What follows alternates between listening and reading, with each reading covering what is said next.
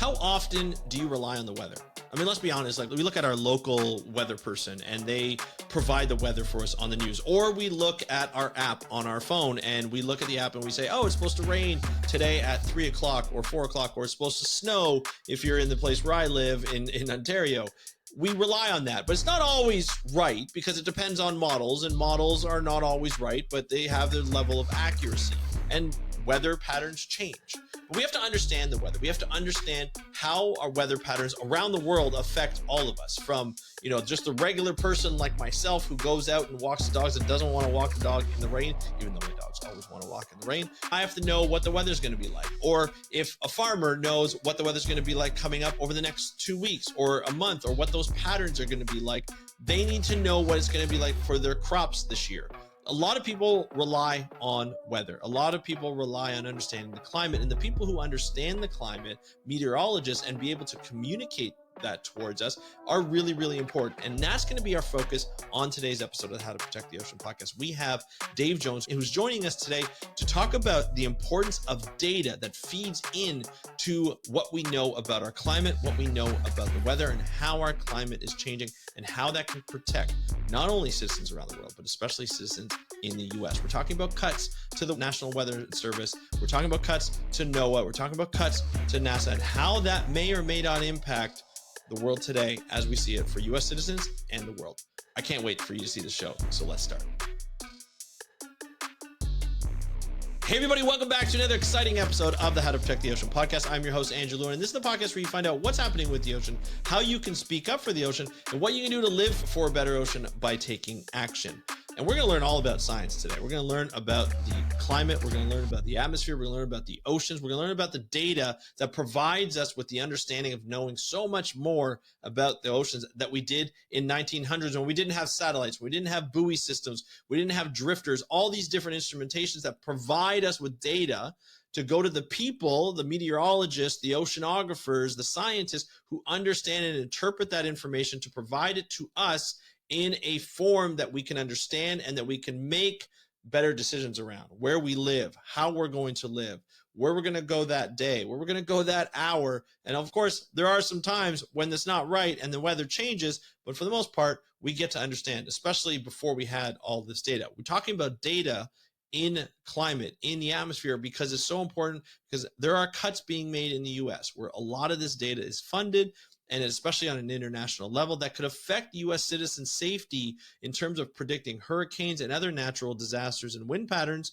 that would affect them not only in money to clean up these natural disasters, but actual safety in terms of lives saved. So we want to understand what's happening all around that. And Dave Jones is joining me today. He is the founder and the CEO of Storm Center Communications and Geolocate, which is also a company that he owns. And he's on YouTube as Storm Center Inc. 1, and I'll put the link to in the show notes that if you want to take a look. And he goes on every once in a while to provide data for you, the public, on YouTube. And he's done it through natural disasters like hurricanes that we had in the fall of 2024. He'll do it again this year. He'll talk about wind patterns, he'll talk about weather patterns, not only just in his area where he lives, but also around the world. All different types of oceans, all different types of geographies. It's amazing, and I can't wait for you to hear this interview with Dave Jones. Here's the interview talking about the National Weather Service, as well as the importance of data when predicting climate and the weather. Enjoy the interview, and I'll talk to you after. Hey, Dave, welcome back to the How to Protect the Ocean podcast. Are you ready to talk about the weather? Oh, Andrew, I'm always ready to talk about the weather. I eat, sleep, and drink weather. I love it. I love it. Look, I am so excited that you're on the podcast because we have a lot of questions to ask and to get answered, right? There is a lot of cuts that happened over the last month or so. People are worried about their weather. Are they going to get their weather data? Dave, you provide the weather on a pretty much daily basis to a lot of different organizations, a lot of different, the public, you're on YouTube and so forth. So I thought it would be good to have you on to help answer these questions, help put people's worries at bay, or maybe just be like, no, there's a reason to be worried. Hopefully it's not the case, but we got to talk about it. And I'm so excited to do so today. But before we do, Dave, why don't you just remind people of who you are and what you do? Oh, sure, Andrew. Yeah, I'm Dave Jones. I'm the CEO and founder of Storm Center Communications. We've been around since 2001. We've done a lot of different things over the years, but what we do now is focus on data sharing and collaboration. We invented a technology called GeoCollaborate, which actually can access trusted data sources from many different platforms and pull them together in a collaborative GIS environment. So what all that means is that we can connect a bunch of people together in a web browser, and we can then move their maps around and display trusted data on their maps, not screen sharing, but actually geospatial data sharing and delivering data right in front of people onto their systems so they can start to use it and understand how that data can be used, to make their operations more efficient, to give them better situational awareness, understand impacts of changing climate or, increased sea levels because of sea level rise and things like that. So I do that. And also, like you said, the YouTube page, I update my YouTube channel for the All Hazards Consortium, which is a nonprofit organization that brings together government organizations like state emergency management professionals, private sector liaisons within those state emergency management agencies, federal emergency management, and also, more importantly, the private sector owner and operators, like from the communications, transportation, medical supply, logistics, energy sectors. So the utility trucks that have to respond to disasters, we provide them with weather briefings, especially when the weather gets exciting and impactful. So they can just, when they're on their way to respond, they can be watching it on their phones or on their tablets. And it kind of brings everybody together in a collaborative, common operating picture, if you will. That's amazing. Such an important service that you provide. Can you talk a little bit more about some of, you don't have to talk about specific clientele, but who would want this type of weather service? Because obviously, when people look at the weather, they go to their apps and they say, okay, this is what the weather's going to be like. And then they mistrust a little bit and they say, hey, no, that's actually not going to be the weather. If you're on the coast, if you don't like the weather in 5 minutes, it'll change and this and that. But like, you are providing like real time, up to the minute data. And by the way, when you mentioned GIS, that's right down my alleyway. I'm a GIS analyst at heart. So this and looking at, our GIS server and all that kind of stuff, we can geek out about that. But yeah, like who wants this type of data, this like real time type of data? So, when we talk about the All Hazards Consortium, there's a bunch of different organizations involved. And typically, private sector companies don't like to share information, because they feel like it might get out to competitors and things like that. For example, if a storm comes through and 10 cell towers get knocked over, companies are a little reticent to say, we just lost service in this 200 square mile area. Because then the other companies might say, hey, well, we're putting in temporary ones. We got service, switch to us. So what we typically do is help to provide situational awareness for the general weather that's going on and the impacts that are happening. So we've worked for several decades with NOAA and the Weather Service and NASA. And so we can identify data that might help them in their planning. For example, these highways are flooded currently. We can see it in satellite imagery. We can now look at the projected flood inundation levels and see when those roads might be open. So those utility trucks can get into those neighborhoods, start to assess damage, and start to restore power, restore it quicker. There's a really interesting one. One of the partners that we serve is a very large provider of prescription medications to around the country and around the world. So CVS, Walgreens, all these pharmacies, they get their prescription drugs from this company. They're a logistics and transportation company specializing in medical supplies and drugs. They have warehouses all around the country where they keep these, and then they can distribute them quickly.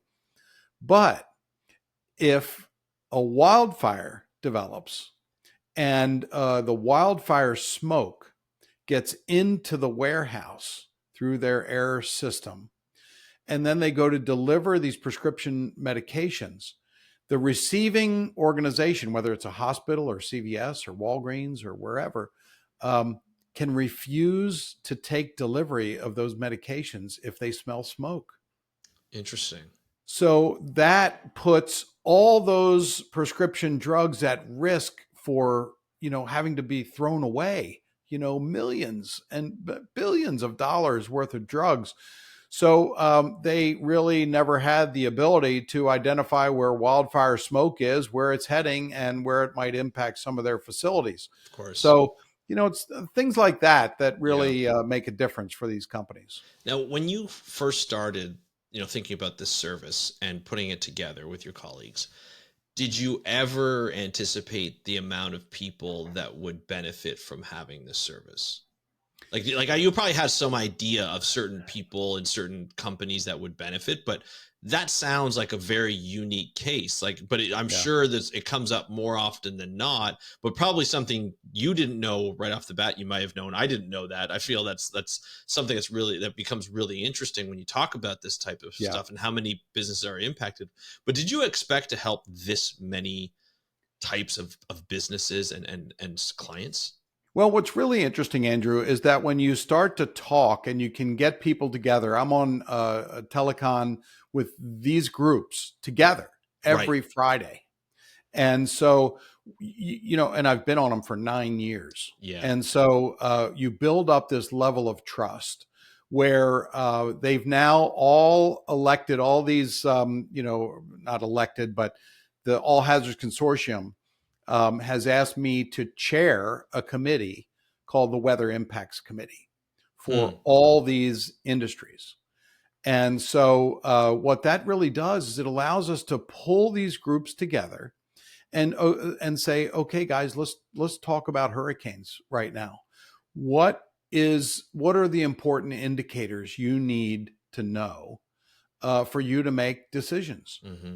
I mean, for utilities, for example, if they have electric substations that are close to the beach or an ocean or a bay or rivers, and they see forecasted heights of storm surge or flooding heights from rainfall, and they can get that as early as possible, they can move to mitigate potential damage to that substation. And I think that when we first started this out, we knew that weather information could be a very valuable asset and that people probably weren't using it to the best of their ability.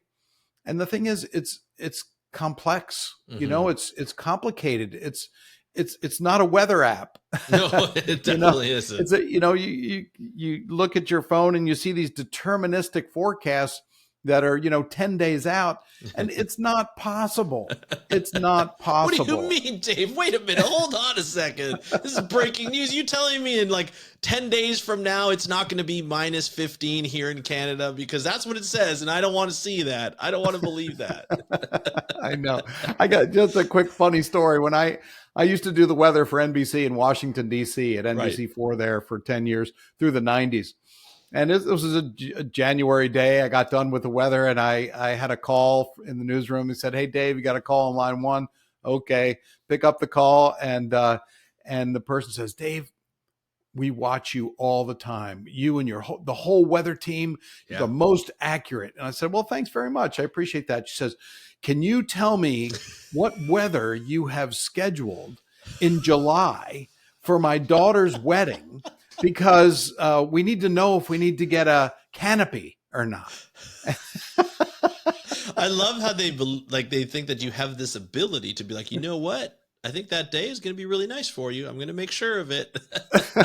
Well, climatology kicked off in my mind, and I said, hazy, hot, and humid with a chance of an afternoon thunderstorm. Yeah, exactly.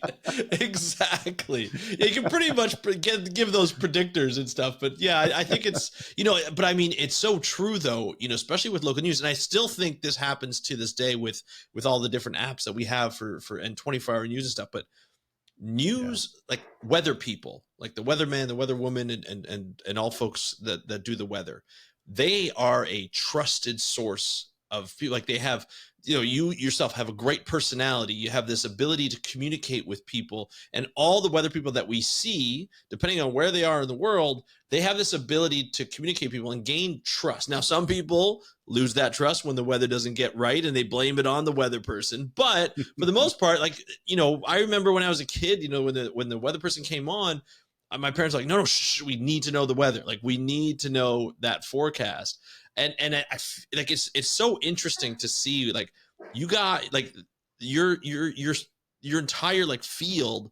You have to be really great science communicators to be able to do this. You're taking complex information just from a weather perspective for the general public, not what obviously you're doing in Geo Collaborate and Storm Center, but you have to be able to take that complex information and put it into a form where it's like, you're going to like the weather today, or you're not going to like the weather today.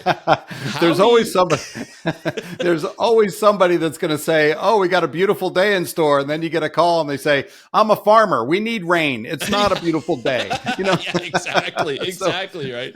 But how do you develop that? Is that happening during schooling, or is that just like a talent that people are attracted to when they go in this field? Well, I mean, first of all, there's a couple of questions that you asked there, and they're all really good, and they're ones that are important questions.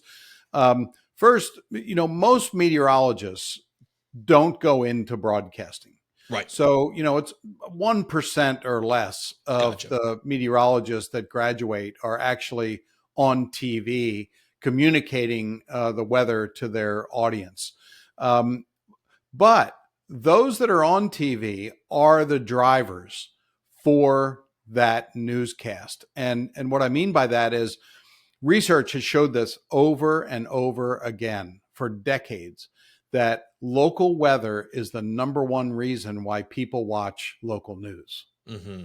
So they do build that relationship with the broadcast meteorologist, whether it's the morning shift or the afternoon or evening person or the weekend person. I used to go to these events in Washington, D.C., where they'd have the NBC4 tent set up, and, they'd have a couple of, the sports guy and a meteorologist there and an anchor. And people come up to me and say, "Dave, I wake up with you every morning." Yeah, for sure. It's so weird, right? You're like, it is. Or you're a lot taller than I thought. So it's like, once you get out of the box of TV, you actually become a real person. But the communication part is really important for scientists, and scientists tend to, it's an intense field. Any kind of science, it's very intricate, it's complex. Some sciences involve a lot of math and physics and things like that.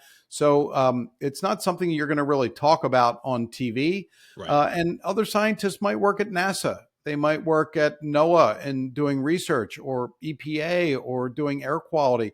And they're all critical jobs. Yeah. But some of them need a little help in communicating a little bit more effectively. And, we've talked about this and are really talking about it more right now. And that is that communication is so critical to talk about how important things are, because many TV, this little kind of a pet peeve of mine, is that most TV meteorologists and the stations themselves, they'll show a satellite image on the local newscast and they'll call it News 6 Sky Eye,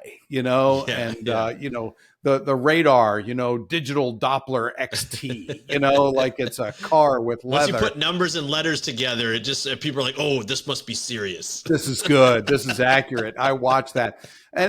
But what they don't do is say this radar data is from the National Weather Service. Right.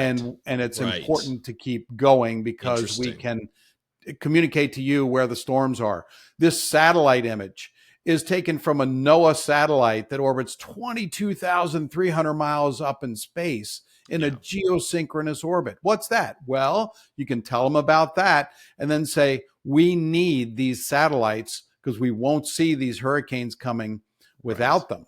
And so that's being done maybe less than So 0.5% true. of the time around the nation, probably in Canada as well. And it's really important that that attribution happen, because otherwise people, this was said on the floor of Congress years ago. A certain congressman stood up and said, "Why do we need the National Weather Service when I can turn on the Weather Channel?" You know, and so, my comeback to that is, "Hey, Duh. gotcha. Why do we need cows when we can go to the store and buy milk?" Yeah, exactly. Right? I Yeah. mean, The level of like naivete and just mhm, ignorance of where data comes from.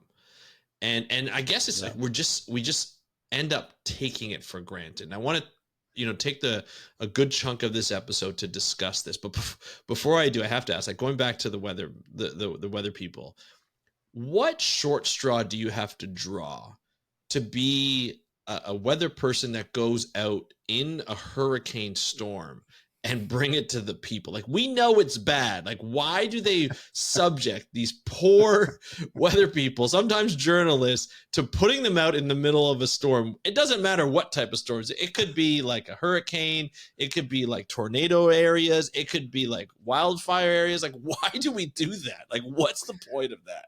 I don't know. I think stations might just like to bleep out bad words when when the winds come or something, and they really want to see you out in the Right. elements. And it's like, really? Okay, so the next time a palm frond knocks my head off, make sure you describe to everybody, how it felt, because I won't be able to. Yeah. I think there's a benefit for being out to talk to people about why they're not evacuating. Mm-hmm. Mm-hmm. Mm-hmm. Why are you going to stay on your sailboat Right. at this dock when a 15-foot storm surges? Yeah. And you do get people's answers like, "It never hits here. Yeah. It always veers, or it always weakens." And then, when you go back and all of their stuff is gone, you can't find the person to interview. Then all of a sudden people are like, Happens. "Oh my gosh, Yeah. They they finally should get have it. left." Yeah. They But, finally get it. Right. chasing storms is always going to be kind of a ratings driver. Yeah. It's dangerous. It's uncertain. Even the best of them get caught sometimes in precarious situations, and it drives ratings. Yeah. But the first thing they hear when they get done with a storm is a whole bunch of people leaving messages, or social media posts like, "Why the heck are you there? Why don't you leave?" and all that stuff. So that's an ongoing thing. And Yeah. even for storm chasing out in Oklahoma, Yeah. I For the think tornado storms. Yeah. there's legislation that's now being proposed or put together in Oklahoma to only allow licensed meteorologists to chase storms, Probably smart. because it's getting kind of crazy out there with accidents and people taking chances, and Mm-hmm. unqualified people taking people on tours and making money. Yeah. So, we're starting to see some impacts For sure. of that happening. Well, and I think that kind of goes back into, knowing about the data, being qualified to not only know about the data, but also to discuss the data in a way that can be interpreted. But Yeah. let's talk about these sources of data that you mentioned earlier. Knowing where this data comes from NOAA, from NASA, from the National Weather Service. These are all very important systems in the government that have Yeah. allowed not only the US, but for the rest of the world to benefit from this data, and the partnerships that have come from it with other countries, and bring it all together, being able to piece all this data together to get almost a global picture of what's Yeah. happening, whether it be satellites from the US, satellites from Canada, satellites from Europe, and so forth.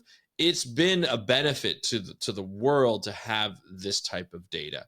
Can you talk about, obviously this is leading into government cuts, the recent government cuts, but let's talk about why this data is so important to Sure. help protect citizens of the US as well as abroad. Sure. Well, I mean, let's start with satellites. First, there's two different types of satellites that are up there or orbiting the Earth. One are the geostationary satellites. Mm-hmm. They're the ones, and Europe has them, Japan has them, India has them, and they're all orbiting at over the same spot on the Earth. As the Earth rotates, the satellite orbits at the same speed, and so orbital speed, and so they're looking at the same spot at the same, all the time. That allows us to sequence the clouds, put them in a loop, and watch what's moving towards us or away from us. And so these satellites are always monitoring the entire disk, all the hemispheres, northern hemisphere, southern hemisphere, eastern hemisphere, western. And we can see seedlings coming off of Africa that may turn into hurricanes or tropical cyclones. And we can follow them across just by watching them and watching their dynamics, watching how they're developing and all that stuff. Without satellites, we wouldn't know that those systems were out there developing. And we didn't have satellites in 1900. And 1900, there was one of the biggest hurricanes to ever hit the United States, hit Galveston, Texas, killed, some numbers are 6,000, others are 8,000 people. They didn't see it coming, and the storm surge was monstrous. Led to the building of the big seawall in Galveston to protect part of the island. And so these are what we call observing systems. And these observing systems, from a geostationary standpoint, give us a really big, broad picture. There are other satellites called polar orbiting satellites that orbit maybe about 300 miles up. So much lower. They orbit from pole to pole, and the Earth rotates underneath of them. And so they take strips of data. Those satellites are critical because they have different sensors on them that can look through the atmosphere, look at the ocean, take temperature data. They can profile the atmosphere, temperatures at different levels of the atmosphere. And that data is critical for going into numerical weather prediction models. As a matter of fact, 95% of the data that goes into initializing a numerical weather prediction model comes from satellites. So if satellites went away, we'd be in big trouble. Yeah. Because, where we don't have a lot of observations is over the ocean. We call them data sparse areas. We have buoys that are out there in the ocean, not everywhere. We have floats called Argo floats. They're at the surface of the ocean, and then they go down about 200 meters, record data. They come back up, and when they hit the surface, they transmit all those observations back. That goes into numerical prediction models, so we can have coupled ocean atmosphere models. There are gliders that go through the ocean that they measure salinity, and they measure temperature and currents, all that stuff as they're going up and down. There's drifters. They're Lagrangian drifters from University of San Diego, California, San Diego. These drifters can be put anywhere, and they just drift with the currents, but they report back wave heights, temperatures, pressures, things like that. And so we use satellite data to estimate what the sea surface temperature is, but we can then use those drifting buoys to validate what those temperatures are, to know that what the satellites are measuring is accurate. And so that's satellites and some ocean observing systems. We also have land observing systems. In the United States, they're called ASOS, Automated Surface Observing Systems, located at a lot of airports, but also in other areas. States are putting in their own meso networks. Meso just means small scale. So small scale networks around the states. And they're taking constant weather observations every minute or less, and sending that data into the National Weather Service. And those states maintain those sensors, they quality control, make sure that the data is accurate. The Weather Service quality controls the data. Right. If they say, hey, this temperature saying 80 degrees, but all the other sensors around it are saying 62. Why don't you go out and take a look at it? And And so And just to that's interrupt, important. these are all around the world. It's not just in American waters. Like they That's are right. a number of them in the American waters, but this is all over around the because everything's connected, right? It's not That's just right. here's a 200 nautical mile exclusive economic zone. We're just not going to know data outside of that. That doesn't help in terms of detecting a swell that comes in that may or may not affect the coastal area, or looking at a system that comes in from Africa during the summer and might hit there in the fall, and knowing Yeah, whether that's going to be a hurricane or not. These are all over the world. There's that's right. partnerships with other countries, and this is extremely important data. It's funny. I was watching a TV show, and I know this is a fictional show, but it kind of demonstrated a point of how important data is. And it's a show called High Surf. It's like a rescue show. It's obviously very fictional. It's based in Hawaii. I'm about to go to Hawaii next week, so I decided. Well, actually, by the time this is published, I'll be in Hawaii. But I want to get ready. I want to see what it was like and everything like that. So obviously, I've got a very different illusion of what it really is. But there was an episode where they were expecting like a big swell, like a tsunami, a potential tsunami warning, and they were looking at 3 buoys. It's North Shore of Oahu, and they were looking at 3 buoys that were very far apart from each other and like hours apart. Where this swell, but they knew the height of the swell after every time it hit the buoy. They knew the speed of the swell, how fast it was coming, and they would be able to detect the change in time and the size and the power of it by the time it hit the next buoy, whether to go from a warning to this is a serious threat, or to say, hey, you know what, this is not a warning anymore, we're okay. But the hours in between that to try and get that data was very nerve-wracking. They didn't know what to do, and obviously it's a show, so they go into all the emotional parts, but it kind of took you through what the different parts of each different part, federal, state, and even local governments were taking, and actions they were taking, and they were relying on this data to come in. Imagine if we didn't have those buoys. Imagine if we didn't have the drifters that were along that may have been in the water at the time that could tell even in between what that is, or even verify that data, or even satellite. We have radar sat that can tell wave height and whether there's something big coming, or you can see a boat in the water or something like that. There's so many pieces of this data that becomes such an important role. But it also is like there's so much data coming in that you need to interpret it properly. And that requires people with scientific degrees in various science fields, not only biology, but physics and chemistry and atmosphere and so forth, that make the National Weather Service, NOAA, NASA so important. Can you talk about some of the roles that play into that, and the number of people that have to play over that role and be able to take in all this data, and what requires the specialties?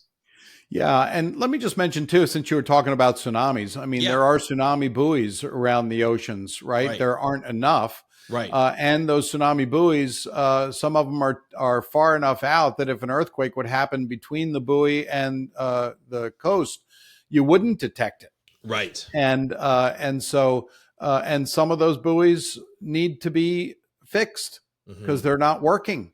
And so that's why it takes a whole cadre of people to monitor the data. And when something is not reporting, you get out there to fix it. And in many cases already, for example, like within NOAA, they're already understaffed. And so they'll say, oh, well, we're going to have to take a look at that buoy, in 6 months because we're not going to have this ship that we need to take out. And we'll do a couple of other buoys at the same time. So they're not just going out to look at one buoy and then coming back. That's too expensive for one buoy.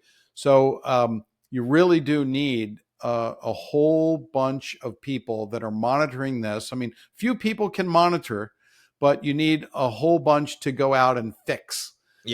And some of these buoys just aren't breaking on their own. Illegal fishing. They tie up to some of these buoys and do these catches with their nets, which they shouldn't be doing. Right. Others, sometimes they're a haven for seals or sea lions, and Just they sit climb there up on it. on there. Yeah. And, they're like, hey, why do we have a 15-foot wave out there in the middle of a high pressure system? It shouldn't be happening. You go out there and see it, and it's like a mama seal that made a It's like home there. And half a ton seal going that's back just and forth. yeah. All sorts of things can Yeah. happen, but you're right, Andrew. I mean, the weather. Let's just take a look for a second at the Weather Service. Right. The National Weather Service, they have 122 forecast offices around the nation. So it's include Alaska, Hawaii, Guam, and the CONUS, continental United States. They have 6 regional offices that help to coordinate those local offices. They have 13 river forecast centers that are focused on monitoring the rainfall and river levels, and also doing outreach to people to help them understand how fast rivers can rise. I mean, there are campsites all over the place, and people have no idea. Oh yeah, let's camp by the river over there. It's beautiful. But if there's a 3-inch rainfall out just upriver, and they don't see any rain at all, they could be washed away in a matter of hours. So you need to have that kind of monitoring going on. They also have national centers, 9 of them. So they have the National Center for Environmental Prediction, called NCEP. They do a lot of modeling, and they're kind of the parent center over all the other ones. They have the National Hurricane Center. They have the Weather Prediction Center in College Park, Maryland. The Hurricane Center's in Miami. That's probably the most popular national center that the Weather Service has. They have the Aviation Weather Center. They're constantly focused on aviation and predicting turbulence. Clear air turbulence is so tough, right? They have the Climate Prediction Center. They're looking out beyond 7 days, and they're going into seasonal predictions. What does this spring look like? What does the summer look like?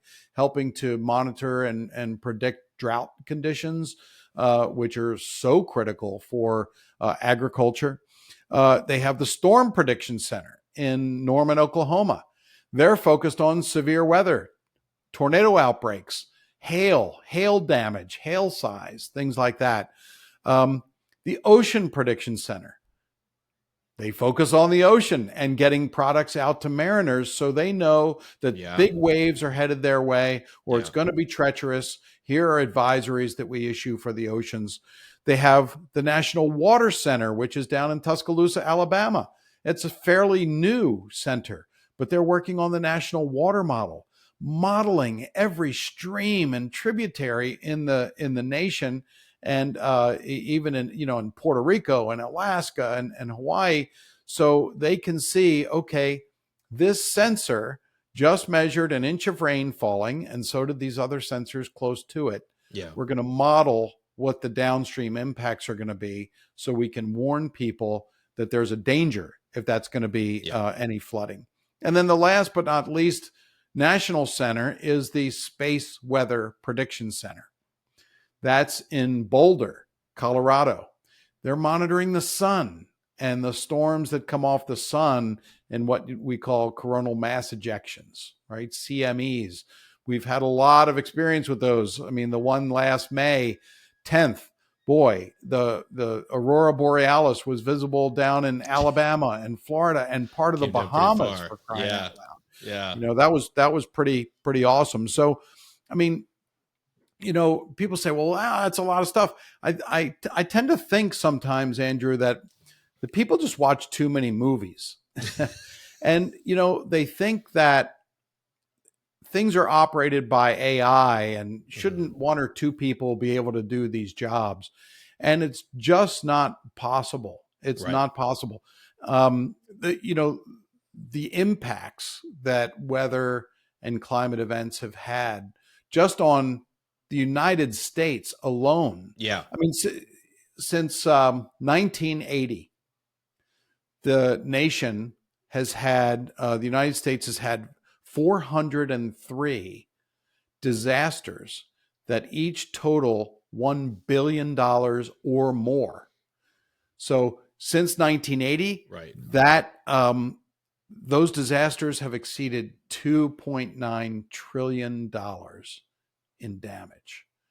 And so the And it could have been investment worse could have been worse. if they weren't able to get like access to data to understand where these storms are coming from, predicting Oh, the no levels doubt. of the storms and so forth, right? Could have been worse. No doubt, no Yeah. doubt. And when you think of the investment that's needed for the National Weather Service, Yeah. and you boil it down, because the Weather Service forecasts impact every person, right? All the planes that are coming in and bringing people in internationally, domestically, for transportation. If you boil it down, it's for the price of like a Big Mac or a Happy Mm-hmm. Meal, Mm-hmm. per American. It's like $10, $12 per person per year that funds the operations of NOAA. Mm-hmm. And so when you turn around and you look at cuts, and you might do cuts, implement cuts uh, randomly, you could cut out the people who are hired to warn you if a tornado is coming. That's going to cost lives. Yeah. Yeah. Yeah. And that's, it's so important. I don't understand the pushback on this type of data, and the pushback that I'm talking about is over the last month, since the Trump administration has taken over power, and they're Mm-hmm. Donald Trump's now the president. Doge has become a thing. Elon Musk is going into a number of different offices, say part either closing down the entire department Mm-hmm. like he did with USAID, but also going into other departments and just doing mass cuts, not only to the people of the public service that we just talked about in terms of what it requires and the people requires, and even being understaffed, but they would cut just people randomly, and we're hearing stories by the day. At this point, the last story I heard is, Elon Musk sends a mass email to a number of people in the government saying, "What have you done in the last 5 things you did this week? If you do not email me back, consider it a resignation." Still not sure if that's true or not. There's been a lot of stuff that's been going around, but talking to fellow colleagues in NOAA, at Mm-hmm. EPA, in a number of different departments, they're scared. They're worried. They're worried for their colleagues. They're worried for themselves. So obviously there's that portion of it, but there is this fundamental attack against getting information from the environment about the environment, to the point now where we've seen a lot of cuts that have happened on international programs. And this is where I really wanted to focus the rest of the episode, and we've been kind of building up to it, is there have been cuts to any international programs for NOAA, which include the National Weather Service, in gathering data beyond the borders of the U.S. Can I ask you, David? And I don't even know if all the Mm-hmm. information has been divulged in terms of what part of those programs are going to be cut, but can you give us just a little bit of enlightenment of what this means for weather predictions, what this means for climate predictions, all the different centers that you mentioned? What Mm-hmm. does this mean going forward for the U.S.? Well, I think, Andrew, if data flow was cut off between internationally, between nations, it would seriously impact the ability to forecast accurately. Mm-hmm. I mean, Mm-hmm. when I give talks, I talk about the 5-day forecast, or the 7-day forecast. The 7-day forecast today is as accurate as a 3-day forecast was 25 years ago.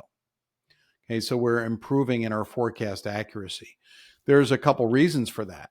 We're having more sophisticated physics-based models that are processing more data. We're not using all the data that's being collected yet. There are still what's called data assimilation efforts to bring in different types of data, even data from the private sector, if they're launching, satellites and are collecting data and information. But what it requires is a global data set that you're reading into that model in order to sufficiently initialize it, right? I mean, I don't know if you've heard the term garbage in, garbage out, Yeah, right? yeah.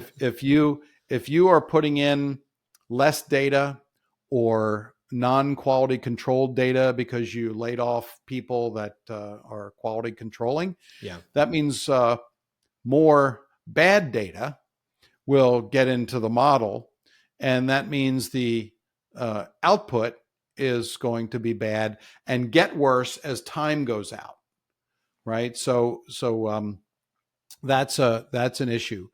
I have heard of some meetings, being delayed or canceled internationally, but I haven't heard of anything related to stopping the data flow Mm-hmm. and the data sharing when it comes to forecasting, Right. Okay. because that would be really impactful. Yeah. Not only for the average citizen that wants to make a decision, but I mentioned all those centers from the Weather Yep. Service, the Aviation Prediction Center, right? The Weather Yeah. Center, Aviation Weather Center. If you and there are meteorologists at all these FAA locations, which are trying to help planes navigate safely.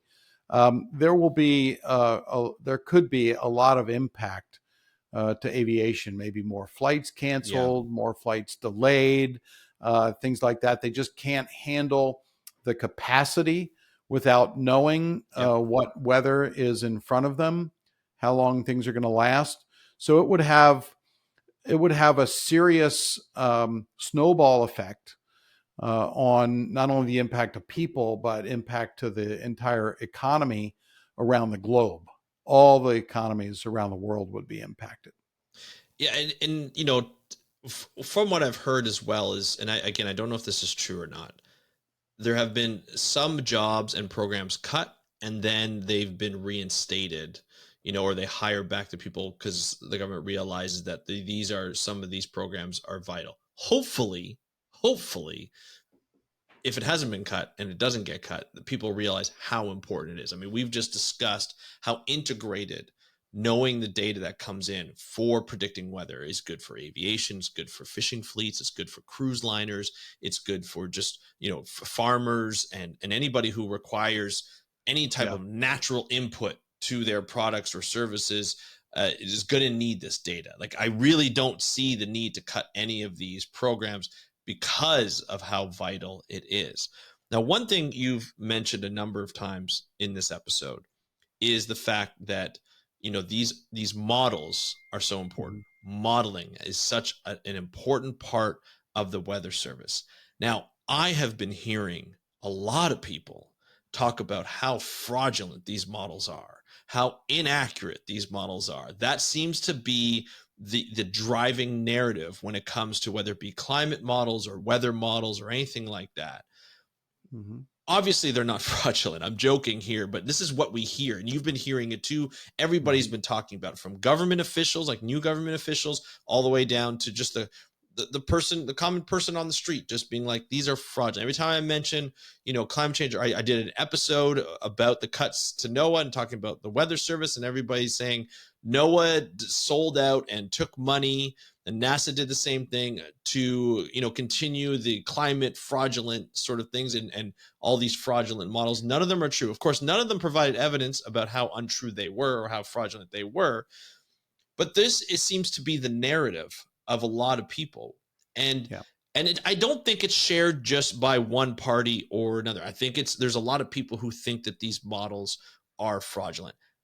Dave, you've discussed this a number of times, not only on this program when you came on with the wonderful Ellen Progler about your book Megalodons, Mermaids, and Climate Change. There's a constant battle of misinformation when it comes to science, especially when it comes to weather, climate change prediction models, and everything like that. How do you combat this? How do you say, no, these aren't fraudulent? How do you prove that they're not? Well, I think, it's always an important conversation to have because, weather and observing and, predicting is very complex, right? It's a high order magnitude of complexity, and it's not for everybody. And so what people want to hear is it's going to be sunny and 74 4 days out, and the predictability of the atmosphere is not that accurate when you have to go out 5, 10, 15 days and try to give somebody a what we call a deterministic forecast. We're determining it's going to be 74 with a west wind at 3 miles an hour, and then they remember that. So what happens with a lot of folks who, and I've had it too, people say, what do you do? Oh, I'm a meteorologist. Oh, Yeah. I wish I could be right 50% of the time and still get paid. Right. So that one always pops up. Yeah. But by the way, major leaguers make it into the Hall of Fame with less than a 300 batting average. Hey, yeah, that's a good point. I like that and make rebuttal. millions. And meteorologists don't make millions. No, That's for sure. exactly. But when you talk about forecasting and people not believing, if they're serious about wanting to understand how models work, and I have the saying that every model is wrong. Right. It's just how much, Yeah, how sure. wrong are they? And models, the way I grew up and studied, and I used to work at when I was a student at University of Maryland. I would work. I had a job at NASA Goddard Space Flight Center. I worked in the global modeling and simulation division, where I assisted scientists in satellite retrievals to see if satellite data could improve models. Right. And so I think that some people just don't understand that we need those observing systems to go into a model. And what models give us is guidance. They give the meteorologists guidance, Yeah. right? It's like, okay, it looks like this low is going to move along the south and come up and intensify, and we might have, 6 to 10 inches of snow because of that, and the winds are going to get really strong. The model, and there are a lot of models out there, so many so now that they pull them together in what's called an ensemble. Right. An ensemble is a whole bunch of things coming together, right? Just like a outfit. You put a whole ensemble together. In modeling, an ensemble might have 50 members, which means 50 different models, all with different physics, tweaks, things like that. Yep. And then they average that out and bring out a new forecast. And so that it's hopeful that an ensemble forecast is more accurate than any individual model. And so when it comes down to people, I think, even over the years, thinking that weather forecasting has not gotten any more accurate, it has gotten worse. It's because, let's say, for example, let's go back to that question when the lady called me when I was at NBC in Washington in the 90s and said, you guys are so accurate. What weather, she said, do you have scheduled? 6 months from now? Well, first, we don't schedule the weather. We can look at climatology and see what it might be.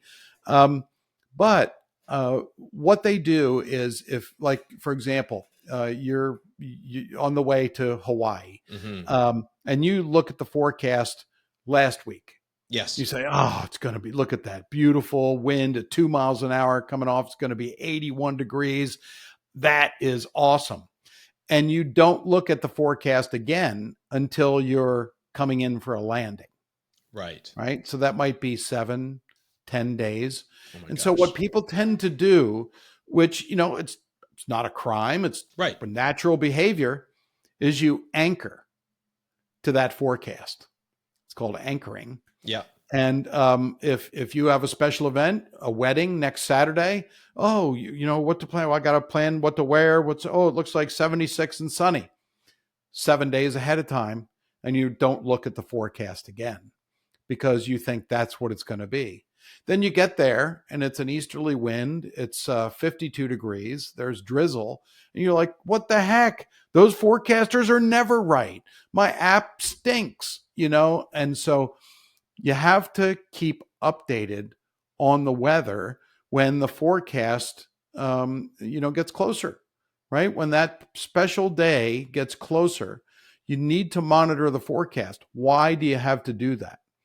Because observations come in that detect certain things happening, maybe 5,000 miles away. Yeah.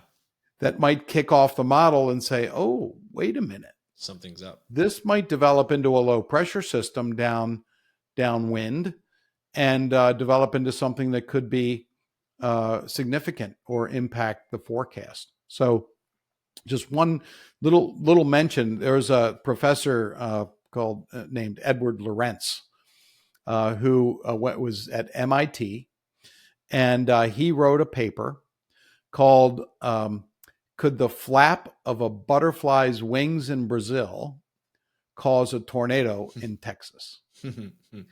And that paper was all about what's called chaos theory. Yeah. Can one little disturbance grow and kick off other things that then create something else that leads to a severe weather outbreak? And it's, the basis of modeling, really. How can you predict chaos? That's why the forecast is very tough. We're pretty good out to 7 days, but these apps, they're all automated. They're using one model. They're giving numbers to make it look like they're more accurate. I have a daughter that tells me, "Dad, why is it snowing? My app said it was going to be sunny."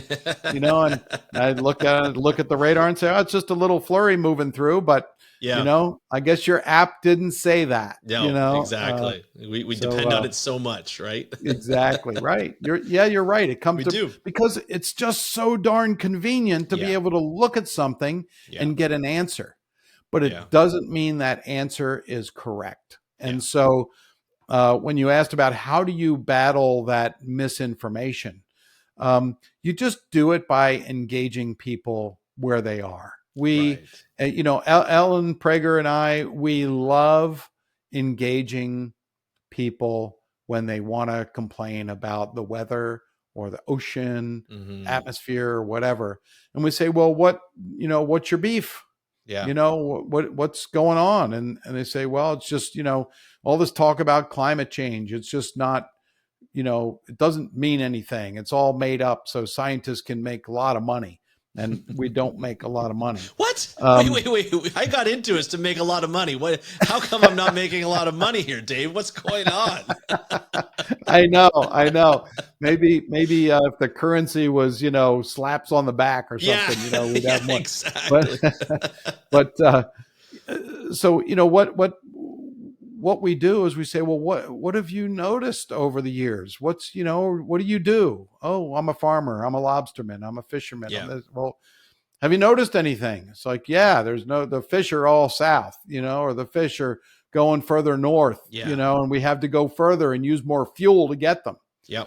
Oh, well, why do you think they might be going north? Are they being chased by mean fish, or maybe they're sensitive to temperature? Yeah. And that temperature is warming. Yeah.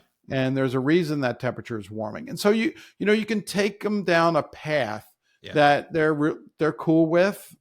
We're not showing any differential equations. We're not showing any, integrals. No. We're just saying, look, animals aren't dumb. They're going to go where the food is. Yeah. And if the temperature changes and their food goes north, they're going to go north. Right. And it's all because the temperature is rising. And it's a very simple concept if you break it down to that. Yeah. That we have not had any dismissive people that we've engaged in conversations with when we just talk to them about what they do and what are they seeing. And just Well, I mean, one last one. We were in Florida last week. We gave some talks about our book. One was at the Harbor Branch Oceanographic Oh yeah. Institute, and the other one was the Florida Oceanographic Society. They both said they were both record attendance, which was awesome. That was That's great hearing. fantastic. But we were sitting, at the hotel, and there was a guy sitting there, and we were just talking to him, and he ended up he's windsurfs, and he Mm-hmm. windsurfs on those really cool new windsurf boards that raise up, and they're like look like Yes. they're hovering above the Yes. ground, but it's a little like wing Yep. underneath. Yep. So it's very cool. It is. And so he was just talking to us, and he was telling us about all these things. What he's really there to build a house, and he's building a house on a beach there in Florida. And we were like, oh, that's cool. He's like, oh, I got all these permits, I'm waiting on, and all this stuff. And we're like, oh, are you building it to withstand any storms or anything like that? And he's like, I'm just, we're putting in the standard stuff, and I'm going to sell it, and I guess make a lot of money and all that stuff. And we didn't tell him a thing about who we were, Right. what we were doing, Right. and all that stuff. We just had a good conversation with him. We understood that he wasn't really very knowledgeable about weather or the oceans. And then he finally said, well, what do you guys do? And so we said, well, Ellen's a marine scientist and I'm a meteorologist. Really?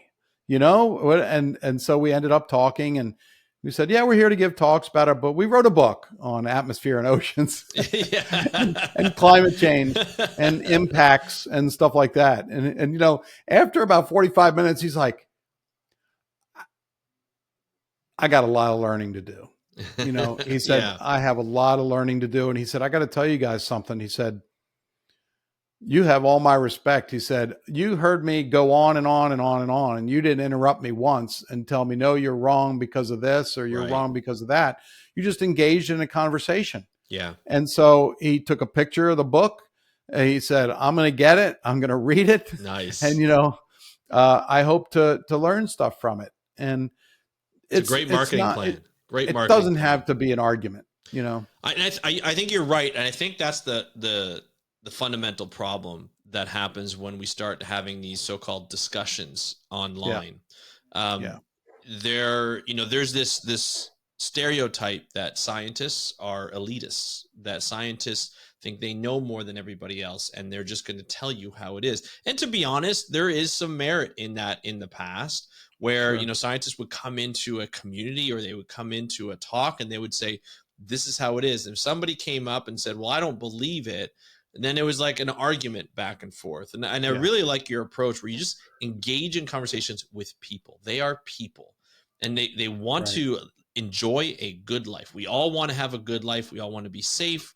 We want to survive we want to live as long as possible. We don't want to see our houses flooded. We don't want to see our houses burnt down. Nobody wants to see that. And I feel like, all this stuff about climate and the climate change and, sea level rise and so forth has become so politicized, and the political divide has increased so much that it's become argumentative.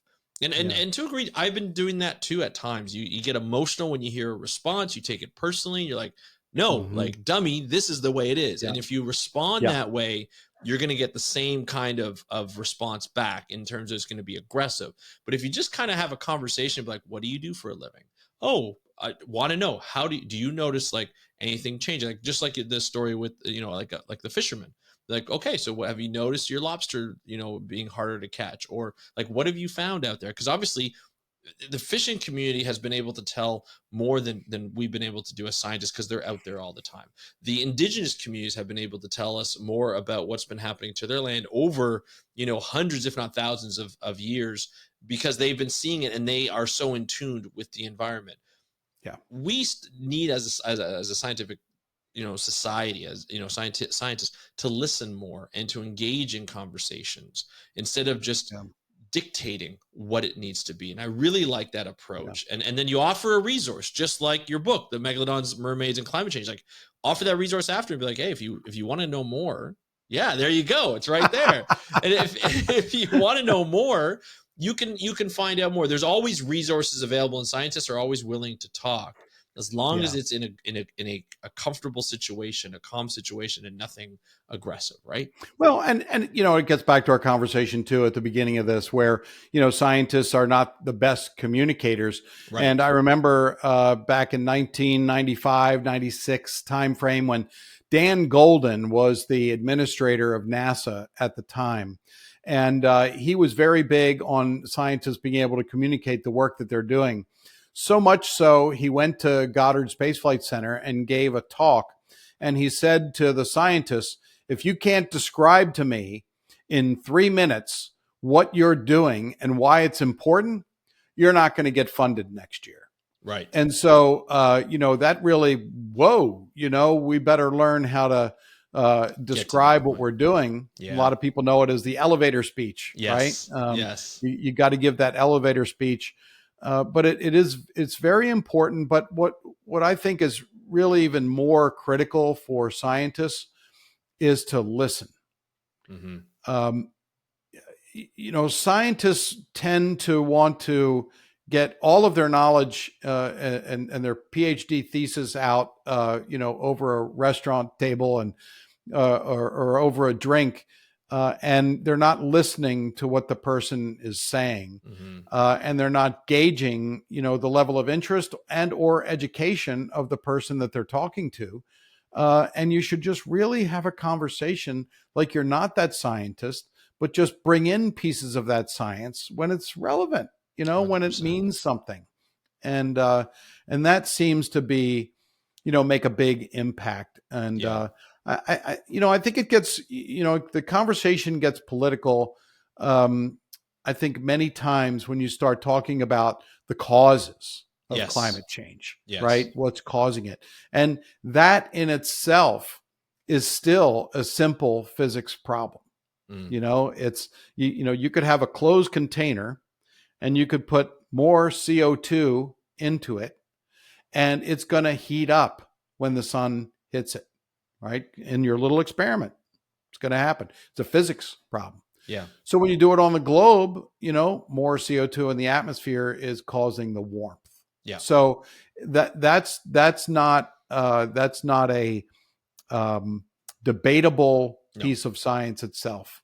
But then when you get how do you stop it? How do you, ease it? Can we ease out of it? All that kind of stuff is when, things start to diverge. Yeah. But we're really all about talking about impacts of a changing climate and how is climate change either energizing systems to become more extreme or stacking the dice so those events happen more frequently. Flooding in Western North Carolina from Hurricane Helene. Never seen anything like that before in their history of recorded history. Yeah. And they weren't prepared for the damage either, right? They weren't prepared for it. And many people said, we're 26 feet above the water. Look, it's just a stream down there. Why do we have to worry about that? And all of a sudden the water comes up 30 feet. Yeah. So there's a lot of understanding that needs to happen between people who just normally have sunny weather and what extremes could happen. Yeah. And whether they want to accept that level of risk or not. And so really with extreme weather becoming more frequent, people just have to look at where they live, their neighborhoods and things like that and say, okay, well, let's go through some scenarios of what could happen. Yeah. I mean, we live in an area where it's really never major flood before, but we bought flood insurance. Yeah. And it's cheap and it's gonna cover a lot of property damage if it happens. And I like that idea. It's just, you can move into an area. How much risk are you willing to take? Are you willing to move into an area that has a potential to be, exposed to wildfires or to flooding, and may or may not have insurance available for it, or it might be extremely expensive. Are you willing to risk that? If you are, that's your prerogative. You're allowed to do that. That's your right. You can go ahead and do that.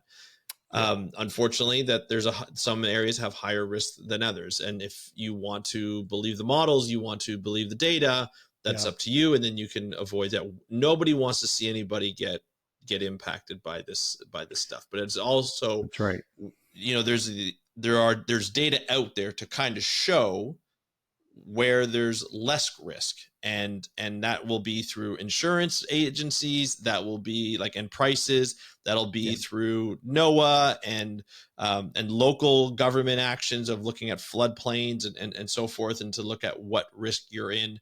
And it's just a matter of keeping it available. Now, one thing that you do, Dave, is you go on YouTube every so often, on a fairly regular basis, and also during times where there are hurricanes or major storms or major wind patterns or major meteorological events. One of those was during the fall. I saw you a number of times, not only on LinkedIn, but on YouTube. Like, I think it was just being put up everywhere, where you were discussing how these hurricanes, one after one, were coming, one after the other, coming in, and what kind of impact it was going to do, or what is the predicted, where it's going to go, why it shifted, and so forth, providing that data to people who need it or who have it. What was the response like to people who watched it or commented, that kind of stuff? Yeah, no, Andrew, thanks for that question, because we were probably just as surprised as anybody else to see what the reactions were, and we have been doing YouTube updates, but more on the private channel side, right. So just sharing the link, and only people with the link could watch it, and that was for the All Hazards Consortium, to help for the movement of fleet utility vehicles across the country to restore power and things like that. But then, before Hurricane Helene formed, we opened up those briefings to the public. And, we're not out to get views. We're out to provide a service to the people who wanted those videos. And we had like 520 subscribers at that point in time. But when Helene hit and we opened it up to the public, people started seeing those videos, and I don't know if it was the algorithm or what, but YouTube was recommending the video to people who were searching for weather or the hurricane or things like that. And we went from 520 subscribers to 17,500 subscribers in about 7 days. Yeah, that's unheard of. And it was just incredible. I mean, I'm not one that really dives into YouTube analytics and says, oh yeah, okay, well, I got 700 views or whatever. I mean, my daughter called me and said, Dad,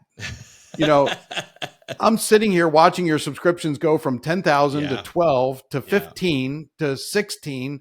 And, we had millions, 4.3 million views on those hurricane updates.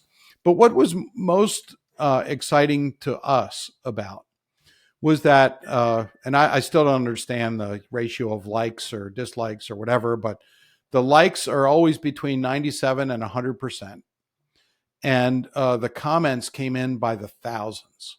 Yeah. People saying, thank you for helping us understand what's happening with the storm, why we need these observing systems like the buoys in the ocean, what the satellites do. People are commenting on the Terminator line of the sun setting, and you can see the shadow coming across the world. I've never seen that before. We could see the sunset. It's science, like pretty much recorded in for you, and you never know what to expect of what you're going to cover. Yes. And so what we really did is we took that, and we had so many thank yous from people watching in Japan or Australia and saying, we have family on the west coast of Florida. We're telling them to watch this, and it was like, okay, that was a wake up moment for us, thinking okay, we're just doing these videos to help all hazards and then putting it out there for other people who might be interested. Yeah. But now, I mean, you get comments back like, this is the best weather channel I have ever seen. Thank you. And we're not doing it every day, no, but we're doing it when, things happen. And, we're hoping to ramp it up to do it more frequently, but we do want to make sure that the video is educational at the same time it's useful for people to improve their situational awareness, or to learn why am I even able to do these videos, right? We have video recording technology. We're using some right now to do the podcast, but how in the world can I show you a global satellite image that's updating every 10 minutes? How can I zoom in with GeoCollaborate and show you what the wave heights are, 50 miles off of Tampa? Yeah. How is that even possible? And this is why I think it's so important to explain the technology that's able to make that happen, and to make sure people don't understand that, okay, you might have just watched this sci-fi video on Netflix or this movie about spies and all the data that they seem to have and be able to process, which you can't do that fast today. It's all Hollywood. But we can bring this data together for you for a very little bit of investment from the American taxpayer, and help you keep informed of what's going on, not only around the country, but around the world.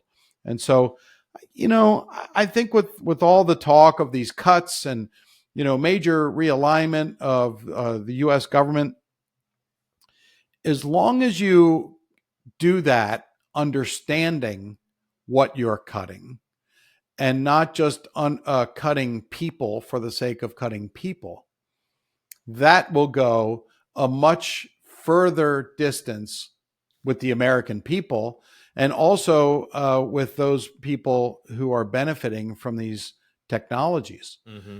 Because, again, if we cut out weather data and the data flow, or you just say NOAA's going to collect the data and then give it to the private sector, there are different jobs and roles that the government has versus what a private sector company has. The private sector has to make money, so they're going to charge for things.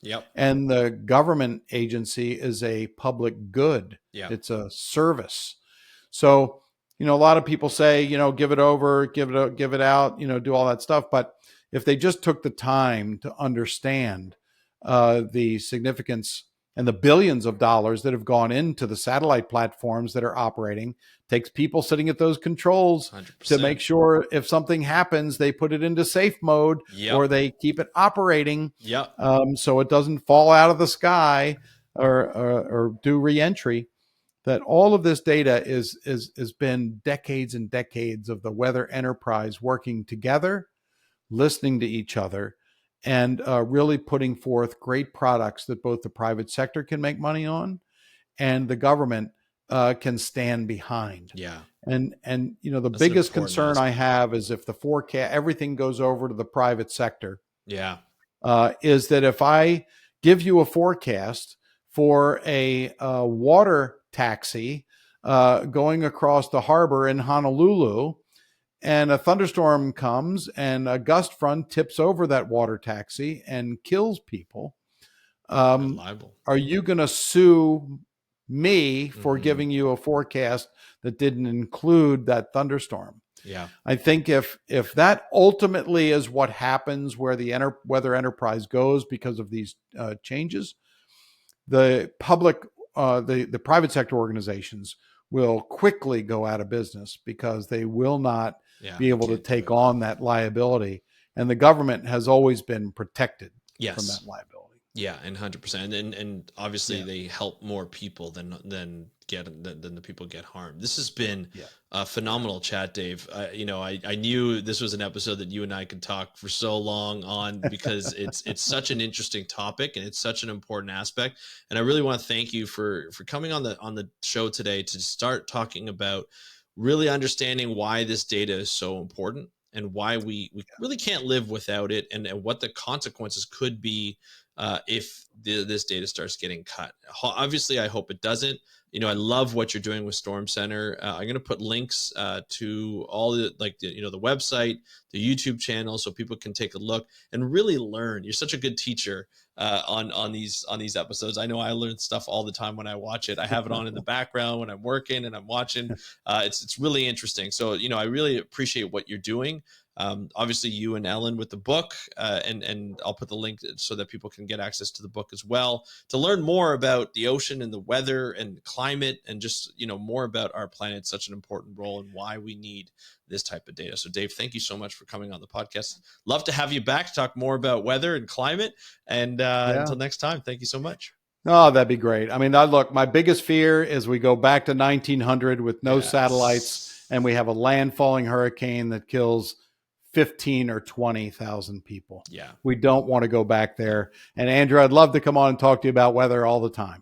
Absolutely. Wonderful. Thank you so much. Okay. Take care. Thank you, Dave, for joining us on today's episode of the How to Protect the Ocean podcast. Like I said before, folks, you learn so much when you hear from Dave. He has such a great approach to talking about the ocean. It's magnificent. That's how I'm going to describe it. It's magnificent.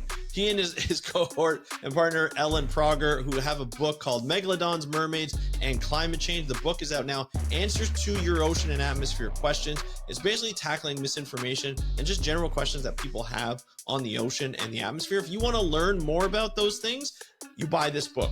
I'm going to put a link in the show notes. I highly recommend it.